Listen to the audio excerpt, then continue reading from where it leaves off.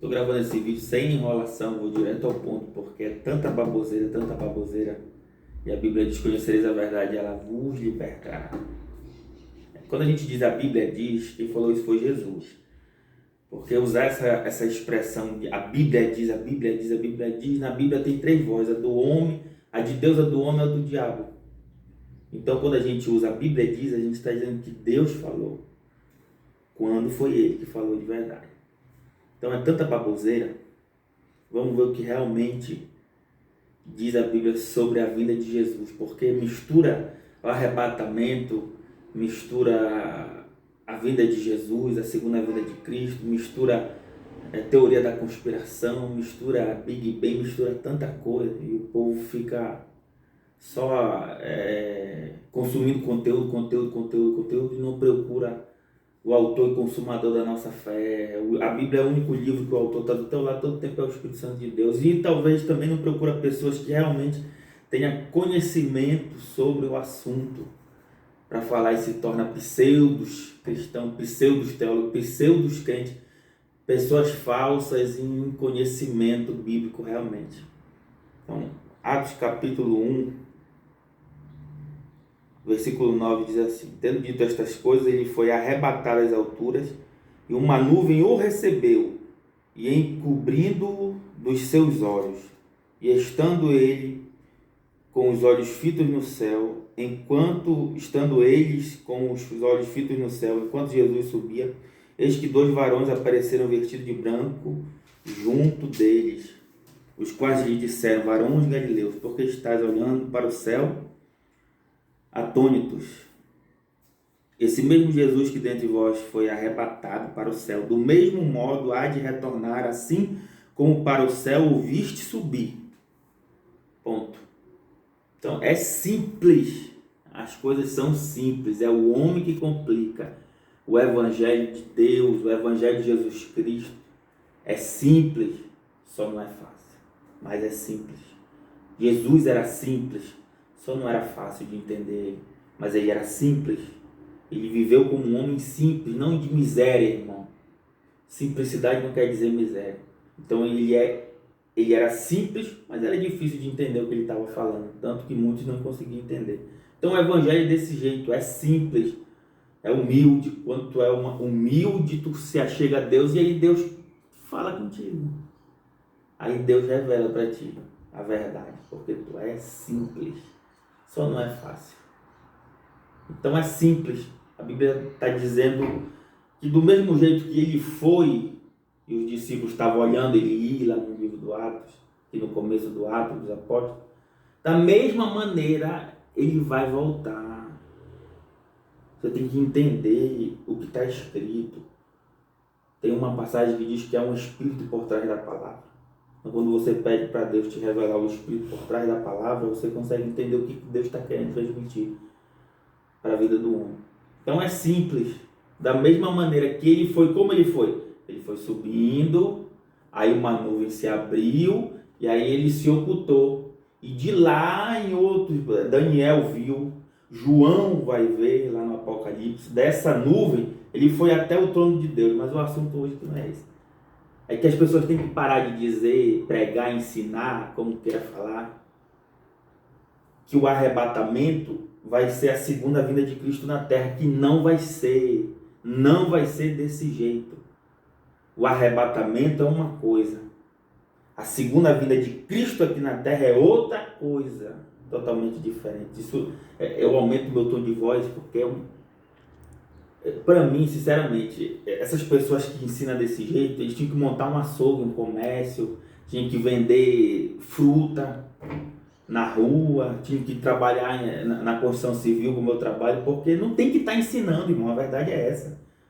Eles estão prejudicando. O maior culpado das pessoas não se converterem ao Evangelho de Cristo e não se preparar para ser arrebatado é a própria igreja atual de hoje.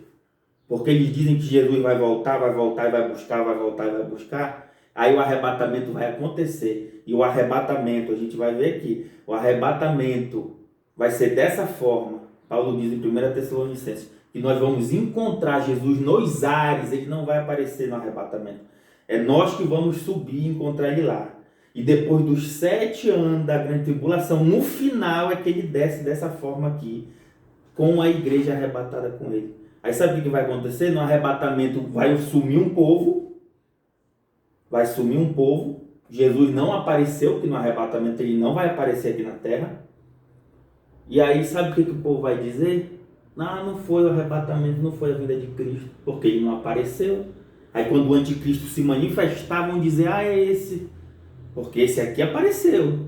O Cristo que ia vir buscar a sua igreja não apareceu.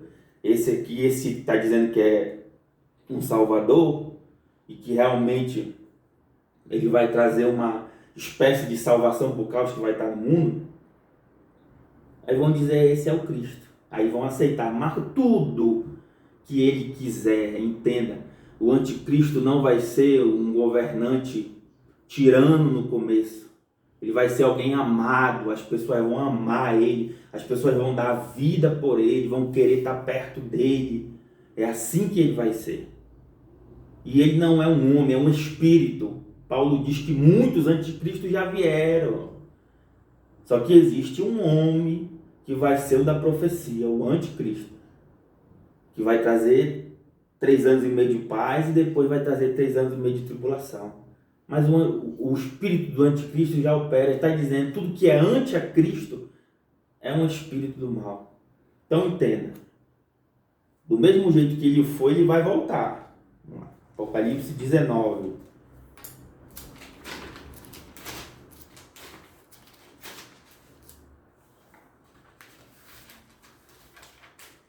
Apocalipse capítulo 19, versículo 11. E viu o céu aberto, olha a volta de Cristo, no final do Apocalipse. Não tem como isso aqui, não tem como a pessoa dizer que isso aqui é a vinda de Cristo, se está falando aqui no final já, antes do juízo final. Então não tem como dizer que o arrebatamento é a vinda de Cristo aqui na terra. A vinda de Cristo é aqui, no final do Apocalipse. E viu o céu aberto, e surgiu um cavalo branco, e o que estava montado sobre ele se chama Fiel e Verdadeiro, aquele que julga e peleja com justiça. E seus olhos eram como chamas de fogo, e havia sobre sua cabeça muitos diademas, e tinha um nome escrito que ninguém entendia senão ele mesmo. E estava vestido com um manto salpicado de sangue, e o nome pelo qual se chama é o Verbo de Deus. E seguiam os exércitos que estão no céu, um cavalo branco em cavalos brancos e vestidos de linho finíssimo, branco e puro. Então essa é a vinda de Cristo na terra, para acabar de vez com o anticristo, com o falso profeta e com toda as hostes do maligno. Mas note que quando ele vir, vai vir todo o exército com ele, e vai vir um povo vestido de veste branca. Quem é esse povo? É a igreja, que já foi arrebatada antes da segunda vinda dele aqui na terra. Tudo isso tem um significado, é simples, porque não dá para explicar tudo de uma vez. Mas as vestes dele salpicadas de sangue, é as mesmas vestes do sacerdote quando ele entrava lá dentro para apresentar o sacrifício, e ele saía na porta do lugar santíssimo, tinha já outras vestes para ele. E ali ele trocava de veste e saía encontrar o povo. Por que ele vem com as vestes salpicadas de sangue? Porque essa vinda dele aqui é uma alusão quando diz lá em Hebreus que ele pegou o seu sangue e foi no verdadeiro santuário de Deus. Não é esse que tem aqui no Brasil, não é esse que vai ter em Israel de novo, não foi o do Moisés, não foi o do Salomão, é o verdadeiro, diz em Hebreus. Porque tu não lê a Bíblia. Lá em Hebreus diz isso, que ele foi até o verdadeiro que Moisés viu. O que Moisés fez foi uma cópia. E ele entrou dentro do santuário de Deus, o verdadeiro, e lá aspergiu o seu sangue, o sangue da expiação de uma vez por todas, que a Bíblia fala que clama mais do que o sangue de Caim, de Abel, porque também erroneamente alguém diz que o sangue de Abel clama para que Deus fizesse justiça contra Caim, mas não foi. Porque Abel também era um tipo de Cristo, que era sangue inocente derramado. O sangue de Abel clamava para que Deus salvasse o irmão dele. Não deixe o meu irmão morrer, salva meu irmão. E diz a Bíblia em Deus que o sangue de Jesus clama mais do que o sangue de Abel. Se Jesus clama para que a gente seja salvo, como é que a Bíblia está comparando ele com o sangue de Abel? Se Abel clamasse pelo mal do seu irmão, não. Abel clamava para que Deus não deixasse Caim perecer. E o sangue de Jesus, diz a Bíblia, que clama mais do que o sangue de Abel. Porque o sangue de Abel clamou só por um Caim. O sangue de Jesus clama por todos os Caim que pecaram. Isso é de graça para ti. De graça, que tu é preguiçoso, tu não lê a Bíblia. De graça, e na tua igreja ninguém ensina esse tipo de coisa. Que eu estou revoltado já. Então, dá para entender de uma vez por todas?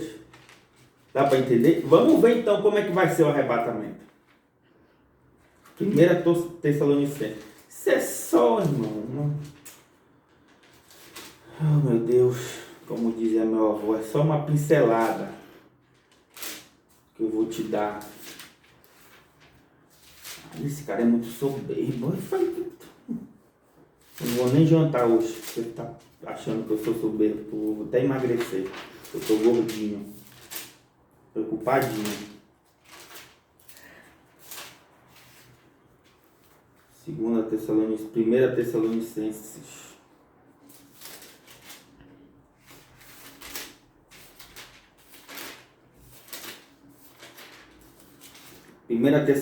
Presta atenção. Capítulo 4, verso 15. Por isso vos dizemos, como palavra de nosso Senhor, que nós, os que ficarmos vivos até a vinda de nosso Senhor, de modo algum seremos transladados, sem que antes os que dormem ressuscitem.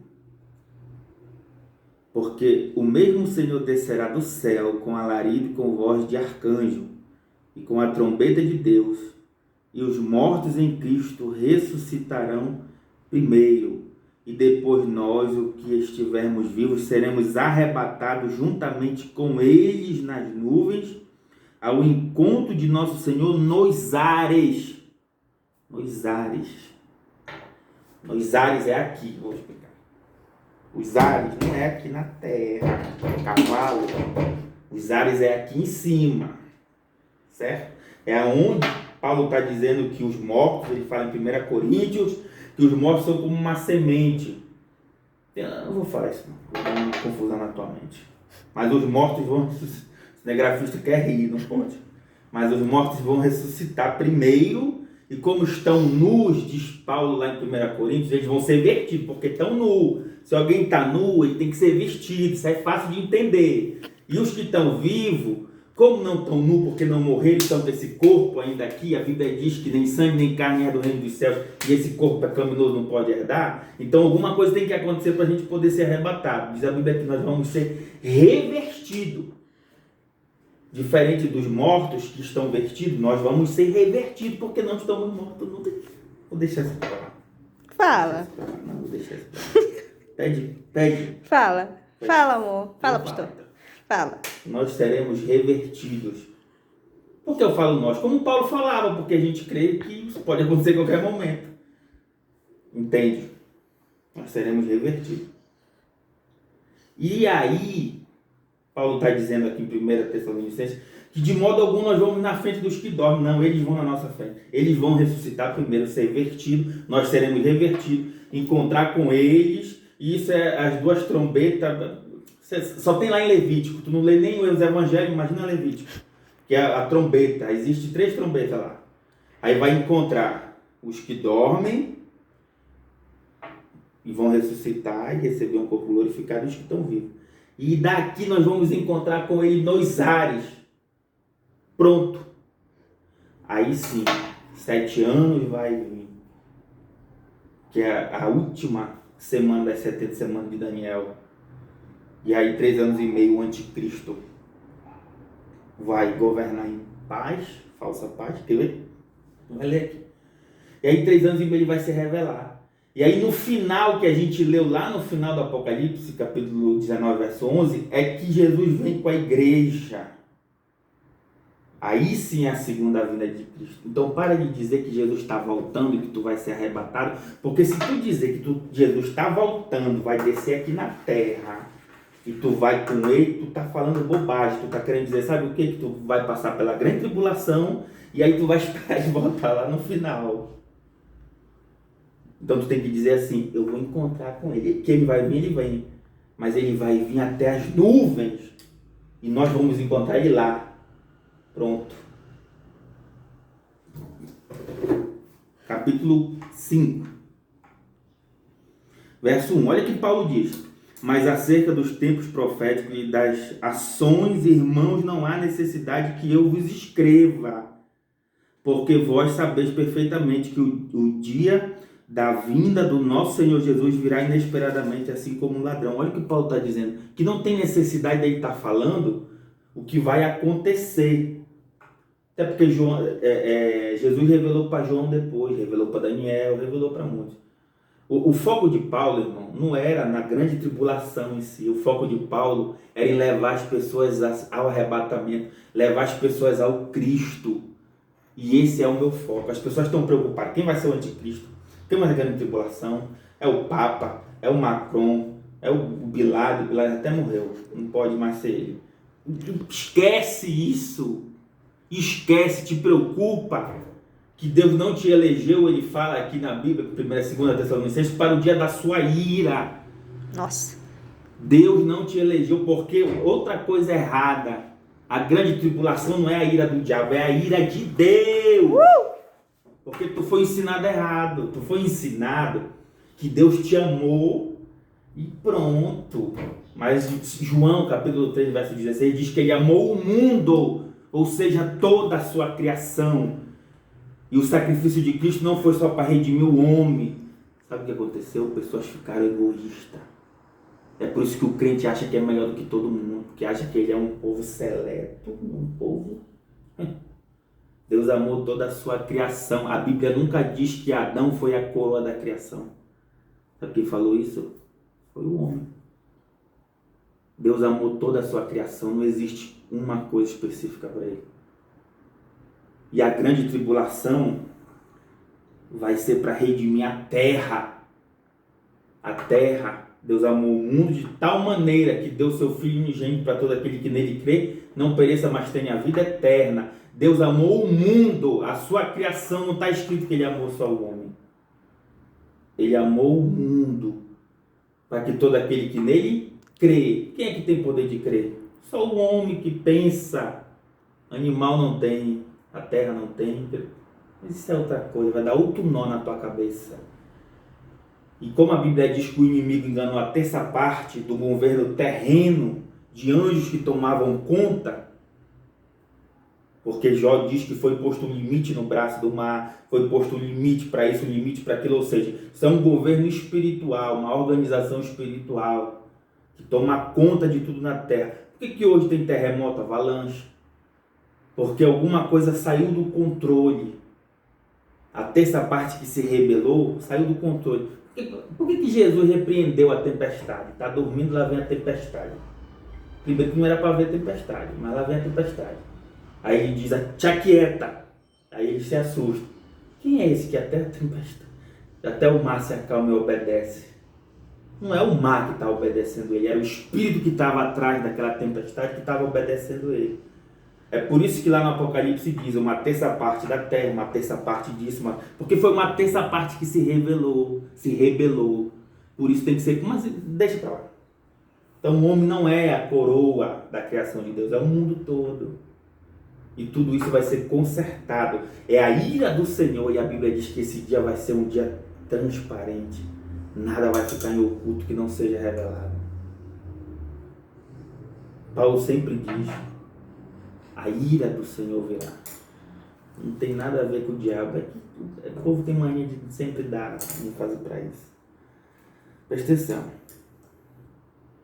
Porque vós sabeis perfeitamente que o dia da vinda do Senhor virá inesperadamente, assim como um ladrão de noite.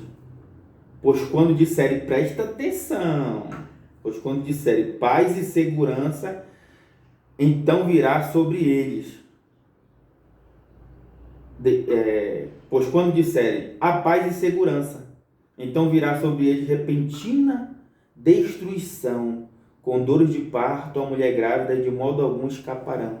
Me diz, Se a vinda do Senhor vai ser quando disserem isso, que há paz e segurança na terra, como que isso vai ser agora? Quem é que pode dizer que há paz e segurança na terra hoje? Ninguém pode falar isso, ninguém nunca vai poder falar isso antes do arrebatamento da igreja. Pelo contrário, não há paz e segurança na terra. É só ler a Bíblia, meu querido. Só você ler aqui. Aqui. Acho que é só essa Bíblia que fala isso, né? Porque ela é boa, a versão de Inácio é boa, sabe? Mas acho que é só essa que fala isso, não é possível. Pois quando disserem a paz e segurança na terra, quando que eles vão dizer isso? Quando o anticristo vier governar tudo. Ele vai trazer essa paz e essa segurança. Aí eles vão dizer a paz e segurança. Aí olha o que o Paulo está dizendo. Então virá sobre eles repentina destruição. Por quê? Porque ele vai se revelar. E ele fala em 2 Tessalonicenses que ele vai impedir culto, adoração, tudo que se fala ou se anuncia a Deus. Aí só vai comprar quem tem a marca, ninguém vai poder comprar e nem vender. Mas aqui a igreja já vai ter sido arrebatada. Jesus não virá como um ladrão no arrebatamento, ele vai vir na sua segunda vinda. Aí ele virá como um ladrão.